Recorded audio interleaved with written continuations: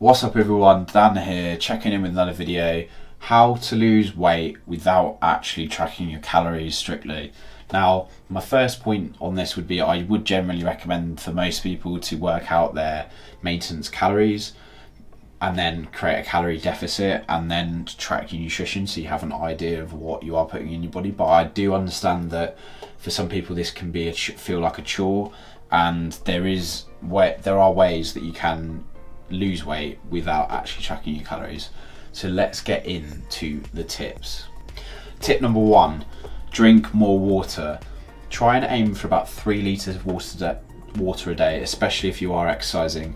It's going to give you the feeling of being more full and helps to prevent snacking between meals. Sometimes your body actually just needs a pint of water rather than the snacks that you think you crave between meals.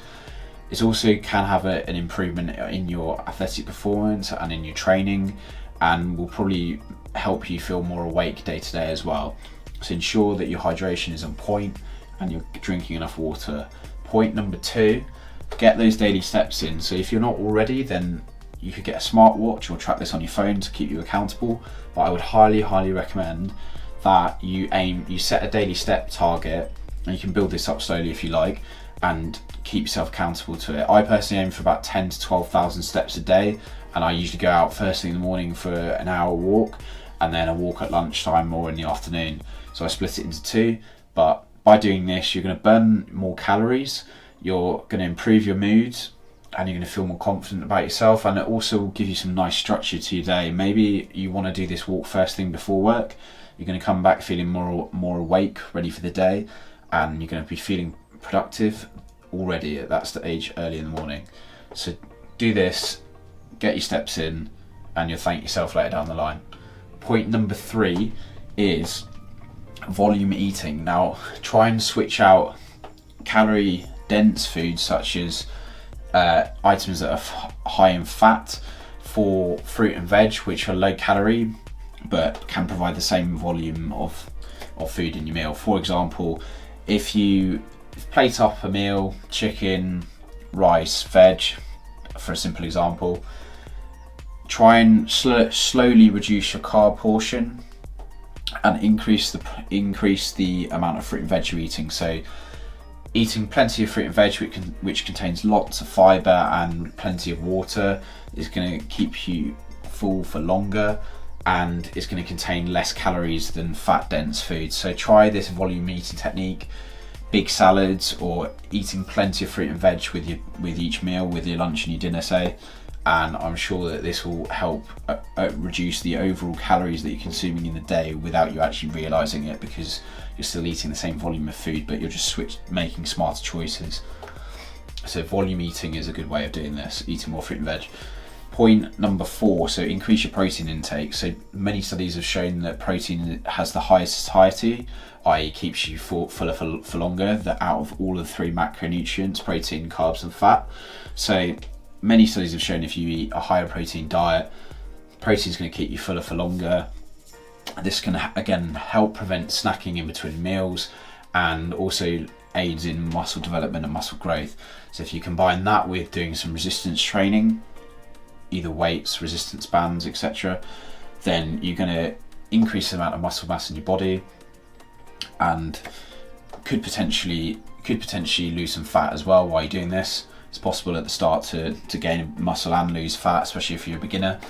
So ensure that you're getting plenty of protein. I would personally recommend that you aim for 2 grams per kilo of your body weight if you are doing resistance training. Most studies suggest that you can go between 1.6 grams per kilo of body weight up to 2.2 grams per kilo of body weight. This is for optimal muscle development and growth.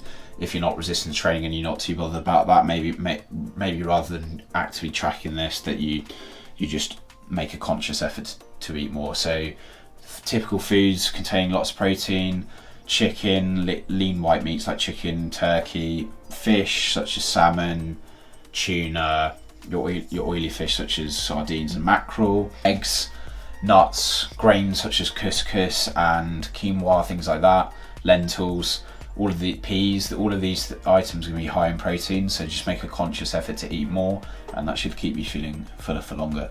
Point number 5, so get more sleep. So this is something that a lot of us overlook. By getting a good night's sleep, you're going to put yourself in a better mood, you're going to be more resistant to stress. What do people do when they're stressed? A lot of people turn to food as a coping mechanism to binge eat. So when you go to sleep overnight, your body will regulate two hormones that are related to hunger and feeling full. So ghrelin, which makes you feel hungry, and leptin, which will make you feel full. If you're not getting a good night's sleep, then these hormones are going to become unbalanced, and it's why a lot of people binge eat when they're tired, because they haven't got a good night's sleep. These hormones get thrown out, and you get this perception that you're feeling more hungry than you would if you had a good night's sleep. So ensure you are getting a good night's sleep. It'll have so many positive impacts on your life, but also controls these two hormones related to your hunger. So this is going to play a massive part as well. And a bonus tip, point number 6, it's going to sound a bit silly, but eating at a table rather than getting in a habit of eating in front of the TV. Eating in front of the TV, you can get distracted with what you're eating, maybe overestimate portion sizes. It can lead you to habits of snacking in front of the television, feeling like you need food whenever you're watching TV. So if you switch eating in front of the TV or doing something else to sitting at a table, you're probably going to feel more satisfied, and it's also going to detract from this habit that you will get into if you're just assuming that every time you're in front of the TV you need to take a snack or you need to eat. So try that out, see if it works for you. Just something that I prefer to do anyways, sit at the table when I'm eating. So yeah, hopefully you found those tips useful. If you do employ these tips, I'm sure you will lose weight, and this can be quite easily adjusted into your daily life without having to worry about tracking. So hope you found the video useful. If you did, please drop it a like, subscribe for more content, let me know your thoughts in the comments below, and I'll catch you guys on the next one. See you later, bye.